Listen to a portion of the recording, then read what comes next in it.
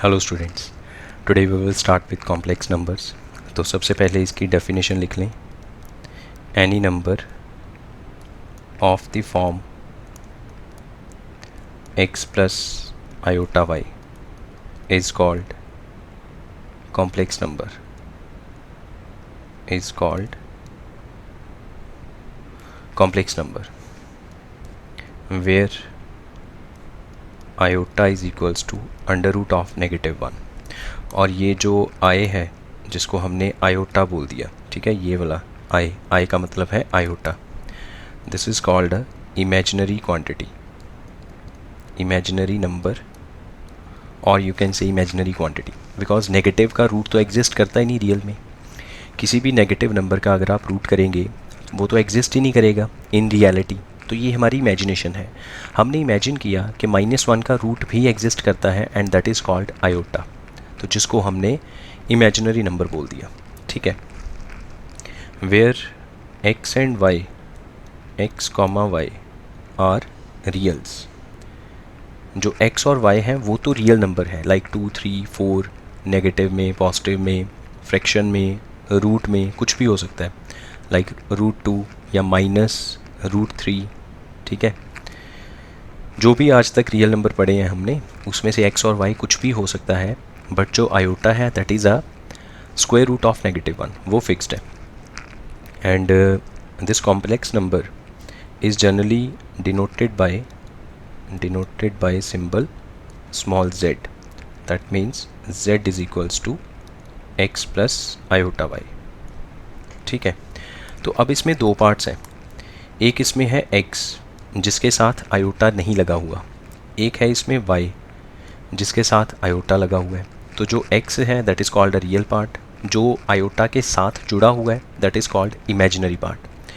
यहाँ से ये मत सोच लेना कि y खुद इमेजिनरी है, y is not an imaginary, y खुद रियल है। वो कॉम्प्लेक्स नंबर का इमेजिनरी पार्ट इसलिए है बिकॉज उसके साथ आयोटा लगा हुआ है, राइट। तो इसमें दो पार्ट्स हैं, एक है रियल पार्ट ऑफ z और एक हो गया imaginary part of z। Real part is called x, imaginary part is called y, ठीक है।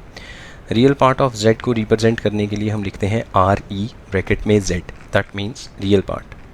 इमेजिनरी के लिए लिखेंगे आई एम ब्रैकेट में z, that means imaginary part of z, right. तो real part is x, imaginary part is y।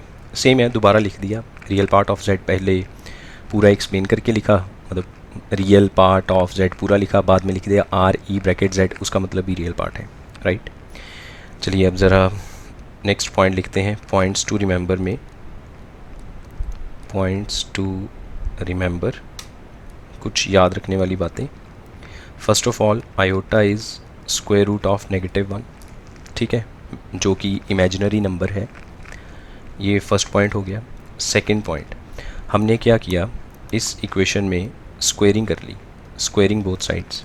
Square करोगे तो iota पे स्क्वायर आएगा और जो स्क्वायर रूट ऑफ -1 है उसका स्क्वायर रूट हट जाएगा स्क्वायर करने से। So iota square is -1। ये एक नई वैल्यू आ गई हमारे पास जो आप याद रखेंगे। देन हमने क्या किया, इसमें दोनों तरफ आयोटा से मल्टीप्लाई किया। So third point will become iota cube is equals to minus iota, ठीक है। I means iota, this is called iota. Then fourth part, अब फिर ये जो थर्ड पार्ट हमने ऑब्टेन किया इसमें हमने आयोटा से मल्टीप्लाई किया दोनों तरफ। So this will become iota raise to power 4 minus of iota square, और आयोटा स्क्वायर जो खुद है वो तो -1 के इक्वल है, तो ये बन गया minus of -1 that is equals to +1। So iota raise to power 4 is equals to +1, ठीक है। ये सब बातें याद रहनी चाहिए। जब हम बहुत बेसिक लेवल के क्वेश्चन सॉल्व करेंगे तो उसमें ये आएगा iota raise to power something is equal to what, तो हमें उस वक्त आंसर देना होगा। एक और आप फिफ्थ पार्ट लिख सकते हैं 1/आयोटा। 1/आयोटा की वैल्यू फाइंड आउट करनी है।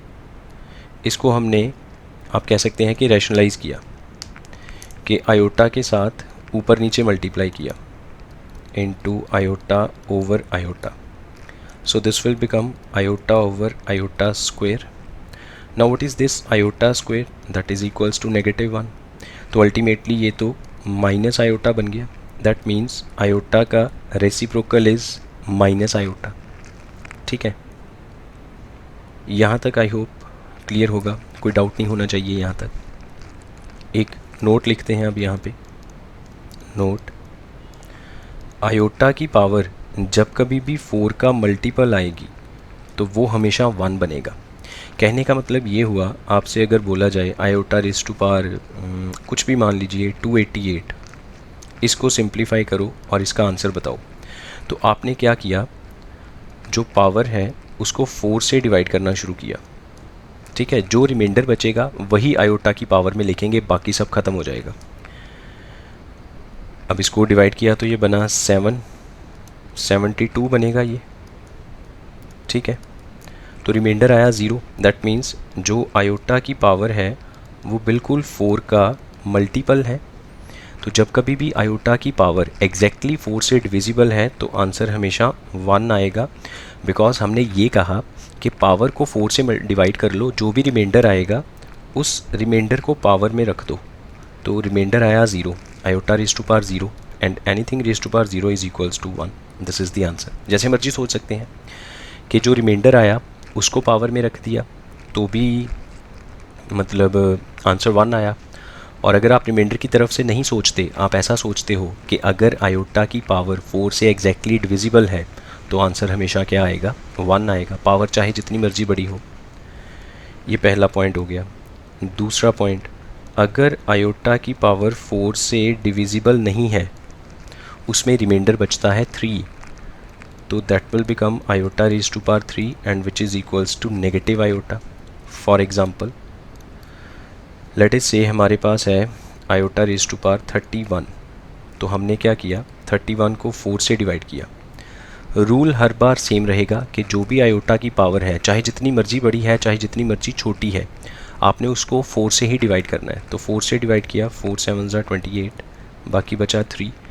जो रिमाइंडर बचा वो रख लिया पावर में, बाकी सब भूल गए. Iota raise to power 3 is minus iota, ये तो हमने ऊपर लिखा था यहाँ पे, ये देखिए थर्ड पॉइंट में, iota cube is negative iota. तो इसका आंसर आया नेगेटिव आयोटा. तो फिर याद रखने वाली बात ये हुई कि आयोटा की जो भी पावर आएगी उसको 4 से डिवाइड करते चले जाओ, जो रिमाइंडर आया वो रख लो पावर में, बाकी सब भूल जाओ. और उसके बाद तो ये जो ऊपर 4-5 स्टेप हमने लिखे थे पॉइंट्स टू रिमेंबर में, इनमें से देख लो कोई ना कोई एक तो हमेशा अप्लाई हो ही जाएगा. देन नेक्स्ट थर्ड पॉइंट, अगर हम iota raise to power 4n+2 लिखें तो 4n+2 लिखने का मतलब है रिमाइंडर इज़ 2. तो रिमाइंडर 2 आएगा तो यहाँ पे आयोटा स्क्वायर रह गया and iota square is nothing but -1. इसकी भी एग्जांपल लिख ली एक हमने, iota raise to power let us say 38. अब 38 को 4 से डिवाइड किया, 4 9 36, 2 बचा. इस 2 को हमने पावर में रख लिया, बाकी सब भूल गए. And iota square is -1. तो यही हमने बोला. ठीक है, and similarly iota raise to power 4n+1. अब 4n+1 का मतलब है कि रिमाइंडर बचता है 1 and iota raise to power 1 is nothing but iota itself. ठीक है, इसमें भी आप एग्जांपल खुद अपनी तरफ से देख सकते हैं. Like iota raise to power 37 कर लेंगे, 4 से डिवाइड करेंगे, रिमाइंडर 1 आएगा, वो पावर में रख लेंगे, बाकी सब भूल गए.